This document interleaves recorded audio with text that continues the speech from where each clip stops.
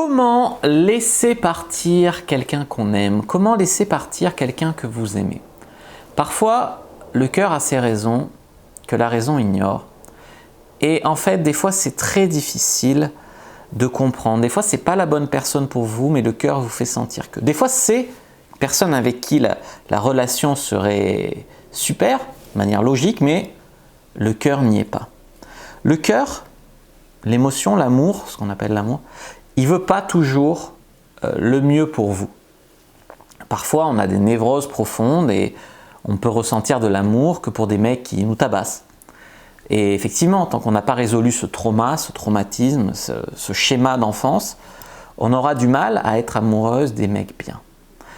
Tout ça pour dire que parfois, on aime une personne, ou en tout cas on a énormément de sentiments pour lui, et c'est quand même mieux de se choisir, c'est quand même mieux de laisser partir cette personne.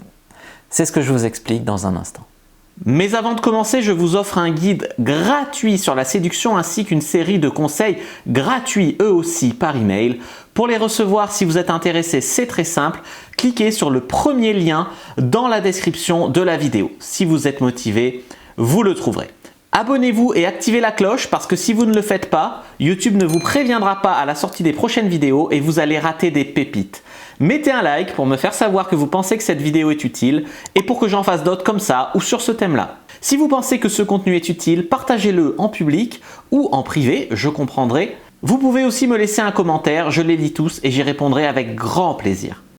Dans beaucoup de films, notamment hollywoodiens, etc., on a le sentiment que l'amour dépasse tout.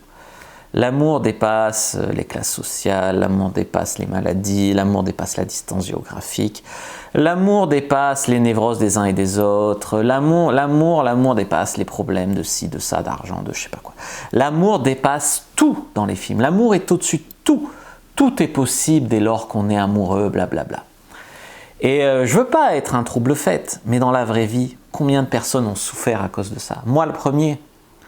À être dans des relations, à essayer de faire marcher des relations parce qu'on nous a dit dans la culture, dans les livres, dans les films que mais si on veut, si on s'aime, ça doit marcher. Mais en vrai, non.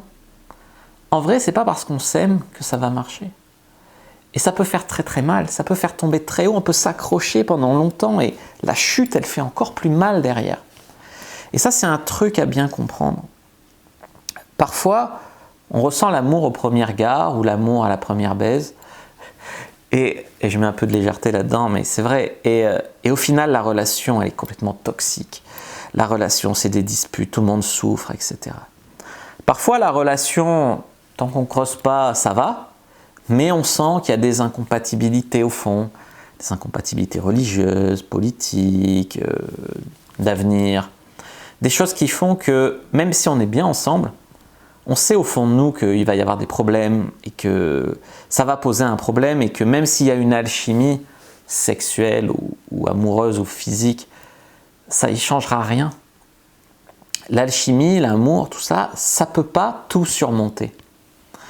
Et ça, c'est quelque chose qu'il faut bien comprendre, que ces incompatibilités vont vraiment poser un gros problème à un moment.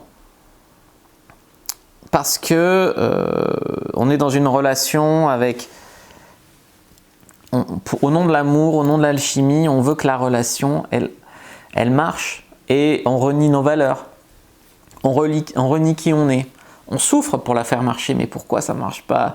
Tu crois que cette relation te rend heureux, parce que par moments elle te rend heureuse, mais en même temps, si tu calcules combien de temps tu souffres pour essayer de faire marcher la relation. Au final, tu ne peux pas dire que la relation te rend heureuse, même si quand tu es avec la personne, tu te sens bien, tu souffres tellement quand il ou elle n'est pas là ou tout ça, que tu ne peux pas dire que la relation te rend heureuse. Quand ta relation, c'est 80% des problèmes dans ta vie, tu ne peux pas dire que cette relation te rend heureuse, même si tu es bien avec la personne. Et ça, c'est des choses à bien comprendre. Si pour être dans cette relation, tu dois renier qui tu es, tu dois renier tes valeurs, tu ne dois pas être 100% heureuse, effectivement, il y a des problèmes. Et des fois, on sait ce qu'il faut faire. On sait qu'il faut rompre. Mais on n'en a pas la force. On veut un petit peu de rab, on en veut encore un peu. On veut que ça dure, et si, et si, et si. Mais à un moment, il faut avoir la force, il faut surmonter ça. Il faut faire ce qu'il faut faire. Il faut rompre. parce qu'il n'y a pas d'avenir et parce que plus tu attends, plus ça fait mal. Ça fait mal pendant, parce que tu essayes de faire marcher, et puis ça fait mal après, quand tout s'arrête. Et ça, c'est un truc à bien comprendre. Après, on n'est pas obligé de se détester. On était heureux ensemble, on se faisait du bien, la relation ne pouvait pas, ne marchait pas, mais on n'est pas obligé de se détester après. On s'est peut-être fait du mal malgré nous, mais on n'est pas obligé de se détester. Et ça me fait penser à un proverbe anglais qui dit « Easy choice, hard life. Hard choices, easy life ». Et en fait, ça veut dire quoi? Ça veut dire que quand tu fais des choix difficiles, tu peux avoir la belle vie. Et quand tu fais des choix faciles, qui te semblent faciles sur le moment, tu te prépares une vie très compliquée. Par exemple, là, le choix facile, ça serait de rester dans cette relation. C'est facile à plein de niveaux. Ça ne t'oblige pas à rencontrer d'autres personnes, ça t'oblige à ne pas rompre, ça t'évite pas mal de problèmes. Et en fait, tu fais ce choix de facilité à court terme, mais à long terme, tu souffres énormément. Et quand tu fais le choix, que ce soit de travailler dur, de prendre des risques, de rompre, et bien à terme, tu rencontres quelqu'un de mieux et tu te prépares une vie beaucoup plus facile, beaucoup plus... Voilà. Et ça, c'est un proverbe qui a tout son sens.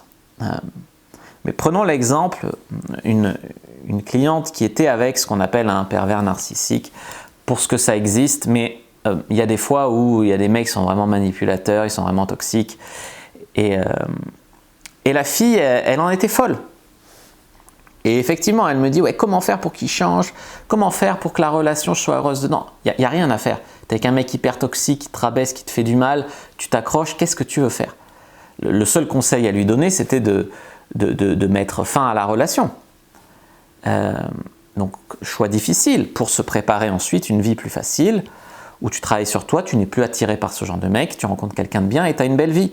Tu t'accroches à ça, tu souffres, mais pour t'éviter la peine de rompre, tu te prépares des mois, voire des années de souffrance. Et ça, quand on n'en a pas la force, eh bien on souffre très longtemps. Par contre, quand on en a la force, on va souffrir un peu. Par contre, après, on sera fier de soi et on fera des rencontres bien mieux. Moi, mon conseil, c'était de lui dire, tu bloques son numéro, voilà. Sinon, si vous ne faites pas ça, vous choisissez la douleur d'une autre façon. Choisissez pas la douleur d'y mettre un terme. Mais vous choisissez la douleur de vous faire balader, de souffrir, d'être torturé, d'être rabaissé, pendant des mois et des années. Tu coupes une bonne fois, ça fait un peu mal, mais après, ça va beaucoup mieux. Vous vous aimez plus, vous vous choisissez, plutôt que cette relation de merde. Le pire, c'est quand des femmes ne suivent pas ce conseil, ou des hommes, et tu les retrouves 2 ans plus tard, j'ai tout essayé, bon ben, je vais rompre. 2 ans de souffrance pour en arriver à cette conclusion.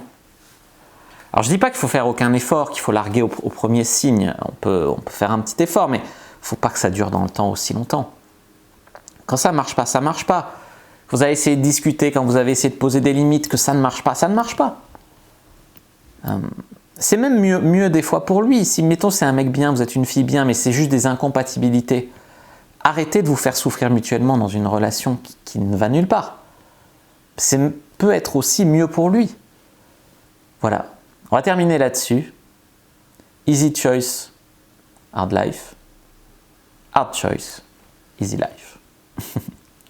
Voilà les amis, c'était une vidéo un petit peu solennelle, waouh. Mais c'est des choses qui me touchent personnellement parce que j'ai vécu des relations comme ça où tu n'as pas envie de laisser partir parce que tu ressens, tu vibres. Mais au final, quel dégât ça fait dans ta vie. Après, je suis content d'avoir vécu ça pour connaître ça. Mais c'est vrai qu'avec l'expérience que j'ai aujourd'hui et tout ça, j'aurais pas souffert autant et j'aurais pris d'autres décisions sans renier le plaisir que j'y ai eu et les bons moments. Voilà. Voilà, donc si ça vous a plu, ça vous a touché, tout ça, n'hésitez pas, vous savez quoi faire, like, commentaire, j'attends vraiment vos retours si vous vous êtes reconnus. N'hésitez pas à regarder d'autres vidéos qui s'affichent à l'écran pour aller plus loin sur le sujet. Moi je vous dis à bientôt et que le Dieu de la séduction soit avec vous les amis.